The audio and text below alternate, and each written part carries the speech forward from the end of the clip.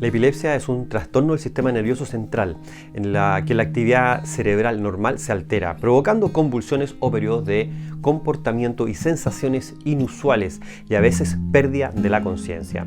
En este episodio, Doctor en Casa, vamos a hablar sobre el presente y futuro de esta enfermedad junto al doctor Alejandro de Marinis, presidente de la Liga Chilena contra la Epilepsia. Estamos ya en compañía del doctor Alejandro de Marinis, él es presidente neurólogo y presidente de la Liga Chilena contra la Epilepsia. Alejandro, bienvenido al programa, gracias por estar. Muchas gracias por la invitación, siempre disponible. Oye, vamos a hablar de una fecha muy importante hoy día, el 26 de marzo, Día Púrpura, y explicarle a las personas que están en la casa el significado, el sentido de este día tan importante.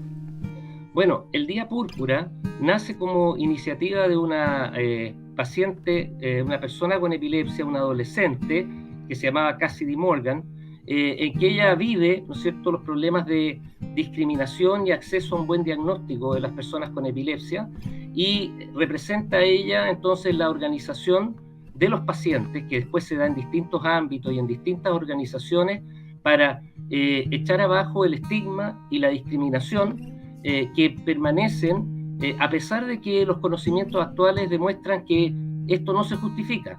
Y entonces este es un esfuerzo conjunto que hacemos pacientes y médicos para lograr esto, que es la última milla en realidad, porque un paciente con epilepsia puede controlar sus crisis, pero si dice que tiene epilepsia, sigue el estigma muchas veces, sigue la discriminación.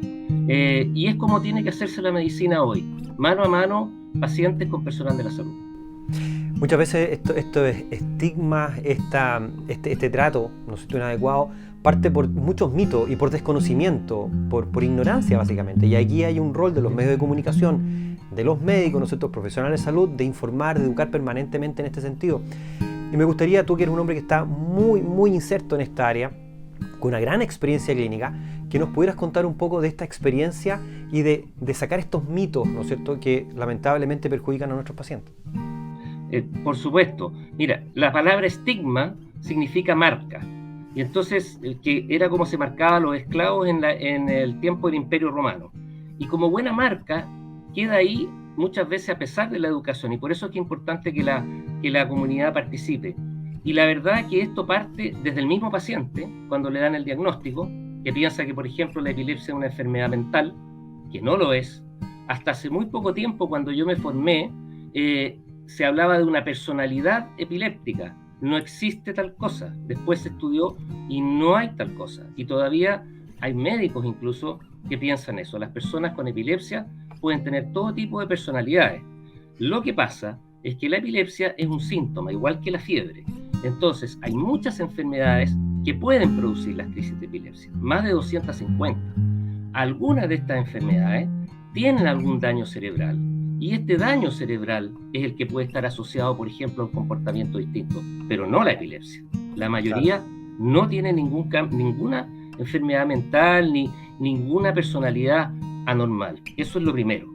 Pero fíjate que hay tantos mitos que, por ejemplo, aún en la década del 60, en Estados Unidos, habían leyes en algunos estados en que prohibían que las personas con epilepsia se casaran. ¿Por qué? Porque se pensaba además que la epilepsia es hereditaria. Y hoy día sabemos que menos del 5, solamente el 5% de algunas epilepsias pueden ser hereditarias. Imagínate. O sea, la inmensa mayoría de los casos. Y los padres llegan con esta preocupación y con esta culpa, ese de decir, mi hijo tiene epilepsia porque yo le heredé algo, porque yo... No, la epilepsia no es hereditaria en la inmensa mayoría de los casos. Pero esto persiste como un mito continuo. Otro mito muy importante es que las personas con epilepsia pueden tener algún déficit intelectual. Entonces no van a poder desarrollarse, no van a poder... Otro mito, hay todo tipo de profesionales, científicos. Yo tengo muchos colegas brillantes que tienen epilepsia. Lo otro que va muy asociado es que los medicamentos pueden producir algún problema de algún tipo, algún daño cerebral a largo plazo. En general, llevado de la mano de un neurólogo que conoce, a veces al principio algunos medicamentos pueden tener algún efecto secundario, pero la mayoría de ellos no. y se puede cambiar a un medicamento que no lo tenga y la persona hace una vida completamente normal. 2/3 de las personas con epilepsia se tratan y quedan sin crisis solamente, por decirlo así, tomándose una pastilla en la mañana y una pastilla en la noche. 2/3. Y esas personas, y el otro tercio, ahí hay muchas cosas que hacer también, pero no estamos tocando ese tema hoy. Ya lo podremos ver en otra oportunidad. De todas maneras. Otro mito. Las personas con epilepsia no pueden conducir vehículos motorizados. Absolutamente falso. ¿En qué sentido? En el sentido de que cumpliendo ciertas condiciones, las personas con epilepsia pueden manejar en Chile vehículos livianos, pero incluso en otros países se permite hasta vehículos de carga o de otro tipo, ¿de acuerdo? Pero sí tienen que cumplir ciertas condiciones, ¿de acuerdo? Y esto también es importante para la misma persona que tiene epilepsia, porque no quiere aceptar la enfermedad, no tiene una comunidad que lo apoye, y muchas veces, por ejemplo, no dicen que tienen epilepsia, manejan y pueden chocar simplemente porque no se han preocupado de seguir los pasos necesarios para hacerlo con seguridad y no dañar a terceros. De nuevo, es la ignorancia y el estigma. La otra cosa que te quería comentar, las personas con epilepsia son personas que pueden desarrollarse normalmente en la esfera sexual, que también existe ese mito, ¿de acuerdo? Claro. Que tienen problemas para reproducirse, etcétera, que pueden ser agresivos. Otro mito enorme, que a veces desgraciadamente ha sido facilitado en instancias médico-legales, fíjate. Hay gente que, oye, ha salido de su casa, ha tomado un auto, ha entrado a otra casa, se ha metido por la ventana y ha asesinado a una persona con una katana. Y estoy hablando de un caso real hace muchos años, y los abogados decían es que tiene epilepsia. Entonces eso, en lugar de ayudar, produce un efecto tremendo. Recordemos, las crisis de epilepsia no duran más de 3 minutos. No duran más de 3 minutos. Tanto claro. Así que si duran más de 3 minutos, nosotros pensamos, a lo mejor no es una epilepsia, es otra cosa. ¿Te fijas? Claro. Entonces, la discriminación parte, fíjate que hay hospitales o clínicas que cuando tú quieres ir a dar sangre, tienen puesto en su sitio web que las personas con epilepsia no pueden dar sangre. Y cuando tú preguntas por qué, porque son los medicamentos que toman, doctor. Pero resulta que muchos de los medicamentos que toman las personas con epilepsia también las puede tomar una persona con una depresión. Claro. Claro, y resulta que la persona con depresión puede dar sangre y la persona con epilepsia no. Fíjate. Estamos llenos de mitos, pero llenos de mitos, Alejandro. Llenos. Para no hablar, repito siempre, que cuando un paciente tiene una convulsión, lo primero que hacen es decir hay que meterle algo en la boca. Mira, nosotros nos cansamos de repetir por ningún motivo. Y esto sigue produciendo sorpresas. Fíjate, a mí me ha tocado en otros medios decir esto, y es como dicen los periodistas, es la gran cuña. Cuando realmente, para nada. Entonces, es por eso que nosotros en la Liga y otras instituciones hemos trabajado con los pacientes de a poco, porque también pasó en un momento en que los pacientes no tenían este empoderamiento general, pensaban la medicina en una forma muy, ¿no es cierto?, el médico aquí arriba, el paciente aquí abajo, etcétera, y entonces nosotros hacíamos un esfuerzo para ayudarlos a organizarse, y ellos dependían mucho de nuestro propio empuje. Ahora no. Claro. Ahora están empezando, nosotros tenemos varios grupos distintos y ahora está empezando la gente a organizarse, pero lo importante es en conjunto con los profesionales de la salud, porque hemos visto también algunos grupos de personas, fíjate, que se han aprovechado de ellos, incluso desde países extranjeros. Los utilizan, por ejemplo, para promover un determinado producto que más encima no sirve. Por ejemplo, milagroso. Claro. Entonces ellos se preocupan de hacer esta organización de pacientes, de incluso sacar, y en el fondo hay todo esto. Entonces es muy importante. En Chile está la Liga, está el sitio web, hay material educativo. Mira, hay unos videos incluso muy interesantes, algunos un poco viejitos, pero hay un video con los monos de 31 minutos que explican todo este proceso, ¿no? Cuando le dan el diagnóstico al padre, el padre dice, y yo que pensé que iba a tener un hijo, que iba a poder llegar lejos, y ahora me ocurre este desastre. Entonces después se va explicando que esto no es así. Fíjate que es un tema tremendo, es un tema que sé que te apasiona mucho, queremos hoy día señalar la importancia, ¿no es cierto?, de este día, el Día Púrpura, del 26 de marzo, y de cómo los pacientes se están uniendo justamente para educar, para luchar, para sacar adelante a otras personas que están en la misma condición, y así también pacientes que están agrupándose y que ya existen, ¿no es cierto?, en otras patologías.